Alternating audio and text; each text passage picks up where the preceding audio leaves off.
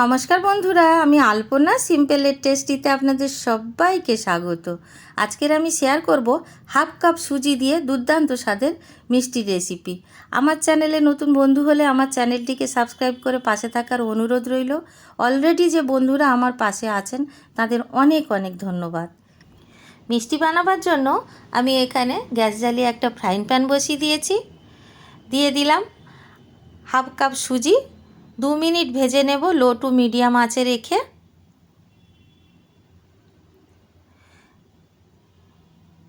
সুজিটা আমি 2 মিনিট ভেজে নিয়েছি। এই সময় কিন্তু গ্যাসের ফ্লেম বাড়ানো যাবে না। 2 মিনিট ভেজে নেবার পরে 1 টেবিল চামচ ঘি দিয়ে দেব। ঘিটা দিয়ে আরও 1 মিনিট নাড়াচাড়া করব। এই সময় ঘি দেওয়াতে মিষ্টির স্বাদটা অনেক বেশি ভালো হবে। আরও 1 মিনিট নাড়াচাড়া করে নেব। এইভাবে যদি আমি যেভাবে বানাচ্ছি এইভাবে যদি মিষ্টিটা বানান, আপনারা বুঝতেই পারবেন না যে বাড়িতে বানাচ্ছেন। আমি হাফ কাপ দিয়ে দিলাম দুধ। 3 মিনিট সব মিলে নাড়াচাড়া করে নিয়েছিলাম। হাফ কাপ দুধ দিয়ে আবারও নাড়াচাড়া করছি। গ্যাসের ফ্লেম কিন্তু লো টু মিডিয়াম আঁচে আছে। দুধটা যখন পুরোটা শুকিয়ে গেছে তখন আমি দিয়ে দিলাম হাফ কাপ জল।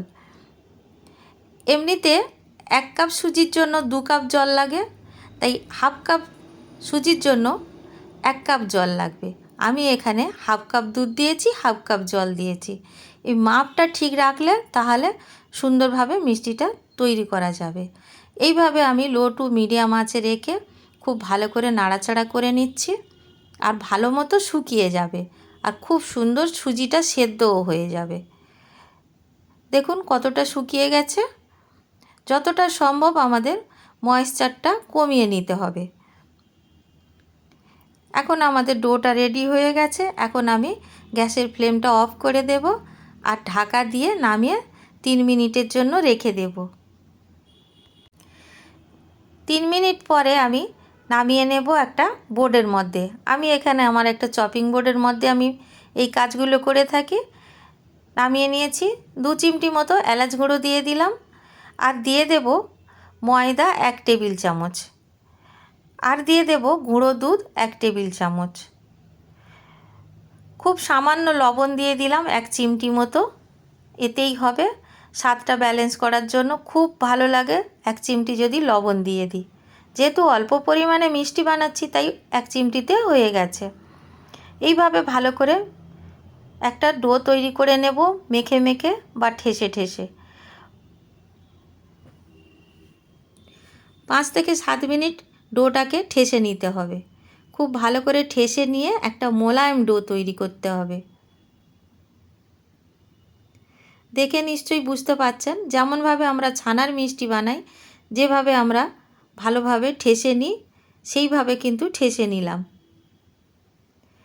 এখন আমি মিষ্টিটা কিভাবে গড়ব দেখুন বন্ধুরা, কতটা সহজ। আপনারা যে কেউ বানিয়ে নিতে পারবেন। যারা রান্না জানেন না তারাও ভালোভাবে বানিয়ে নিতে পারবেন। এইভাবে একটা রুটির মতো করে গোল করে নিলাম চেপে চেপে। এখন একটা ছুরির সাহায্যে এইভাবে সাইডগুলো চৌকো করে নেবার চেষ্টা করব। এই কাজটা খুন্তি দিয়েও করে নিতে পারেন, যদি স্টিলের খুন্তি থাকে বা অ্যালুমিনিয়ামের খুন্তি থাকে সেটা দিয়েও করে নেওয়া যায়, বা ছুরি দিয়ে এইভাবে করে নিতে পারেন। এখন আমি ছুরির মধ্যে একটু ঘি লাগিয়ে নেব আর হাতে যে ঘিটা আছে মিষ্টির মধ্যে দিয়ে দেব। এইভাবে মাখিয়ে দেব। ঘি মাখিয়ে নিলে তাহলে কি হবে, কাটার সময় খুব একটা অসুবিধা হবে না। এইভাবে আমি কেটে নিচ্ছি। আমি 12 টুকরো করব। আপনারা ছোট বড় যেরকম সাইজ চাইবেন তেমনটা করে নেবেন যদি আপনারা এই মিষ্টি বাড়িতে ট্রাই করেন। এইভাবে হাত দিয়ে ধারের পিসগুলো ঠিক করে নিতে হবে একটু। মাঝখানের পিসগুলো খুব সুন্দরভাবে এসে যাবে, ধারেরগুলো একটু ঠিক করে নিতে হবে। সুজি নরম আছে তাই কোনো অসুবিধা নেই, যেমনভাবে শেপ দেবেন তেমনভাবে হয়ে যাবে। একইভাবে আমি সব মিষ্টিগুলো এইভাবে পিস পিস করে নেব। দেখতে যেন সন্দেশের মতো লাগছে।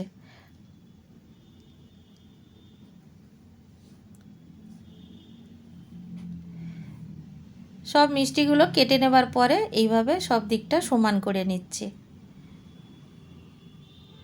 বন্ধুরা, আমার চ্যানেলে সুজির ল্যাংচার রেসিপি আপলোড করেছি, বেশি দিন হয়নি, আপনারা যদি সময় পান দেখে নেবেন।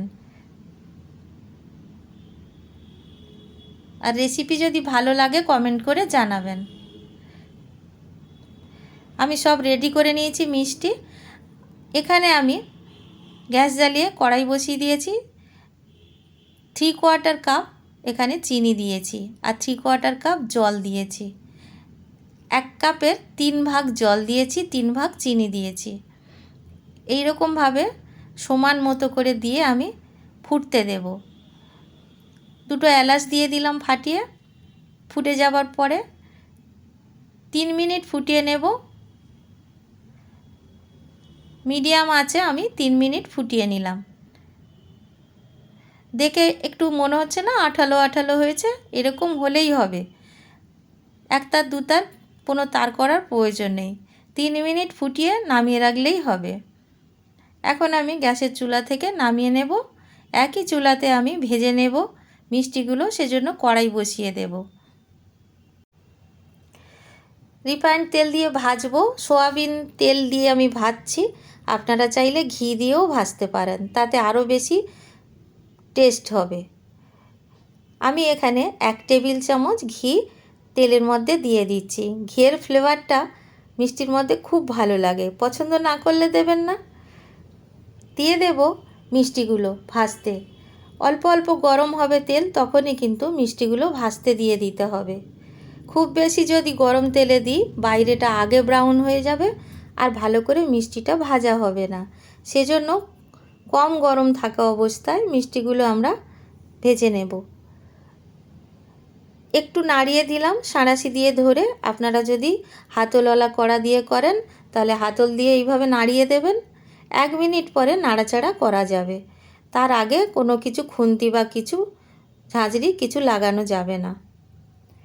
1 মিনিট পরে আমি উল্টে পাল্টে দিলাম আর এইভাবে বারবার নাড়াচাড়া করতে থাকতে হবে। মিষ্টিটা কিন্তু লো টু মিডিয়াম আঁচে আমি প্রথমের দিকে ভেজেছি, এখন আমি গ্যাসের ফ্লেম বাড়িয়ে দিয়েছি। এখন আমি তুলে নিয়েছি, মিষ্টিটা রসের মধ্যে দিয়ে দিয়েছি। যখন আমি রসের মধ্যে দিচ্ছিলাম ক্যামেরাটা অফ হয়ে গিয়েছিল, সেকেন্ড ব্যাচটা আমি খেয়াল রাখব। লো ফ্লেমে রেখে আমি সেকেন্ড ব্যাচটাও ভাজতে দিয়ে দিলাম। বন্ধুরা, আমার এই ত্রুটির জন্য আমাকে ক্ষমা করে দেবেন, ক্যামেরাটা অফ হয়ে গিয়েছিল।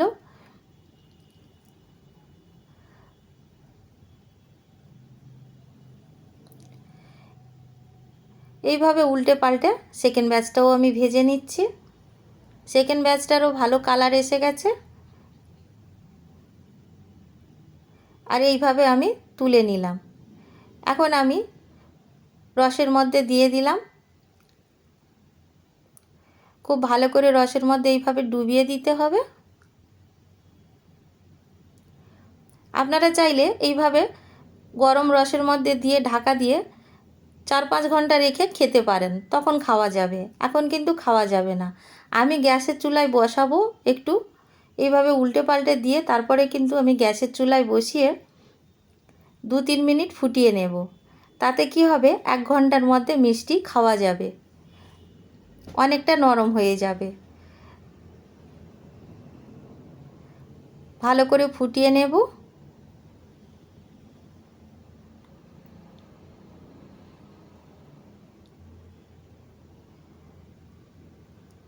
তিন মিনিট ফুটিয়ে নেবার পরে আমি গ্যাসের ফ্লেমটা অফ করে দিয়ে নামিয়ে নেব আর ঢাকা দিয়ে রেখে দেব। প্রথমে আমি ঢাকা দিয়ে দেব, তারপরে আমি নামিয়ে নেব। এখানে আমি নামিয়ে রেখে দিচ্ছি। 1 ঘন্টা পরে আমি দেখাবো কেমন দেখতে হয়েছে। এখন অনেকটা গরম আছে। 1 ঘন্টা পরে আমি দেখাচ্ছি, দেখুন কেমন দেখতে হয়েছে। একদম ফুলে গেছে, দেখুন মিষ্টিগুলো ফুলে বড় বড় হয়ে গেছে। এখন আমি একটি পাত্রে নামিয়ে নেব আর আপনাদের আমি কেটেও দেখাবো ভিতরটা কেমন দেখতে হয়েছে।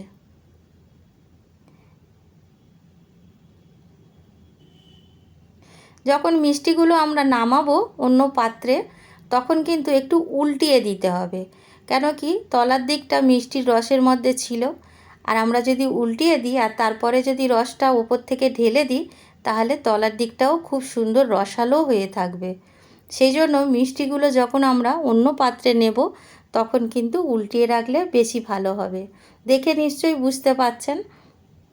এখন আমি পুরো রসটা ওপর থেকে দিয়ে দেব, যাতে মিষ্টিটা একেবারে রসালো হয়ে থাকে।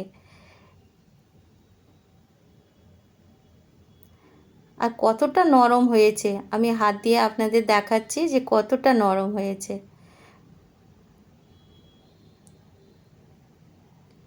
এক্ষুনি মিষ্টিটা খাওয়া যাবে। সবগুলো মিষ্টি একদম নরম তুলতুলে হয়ে গেছে।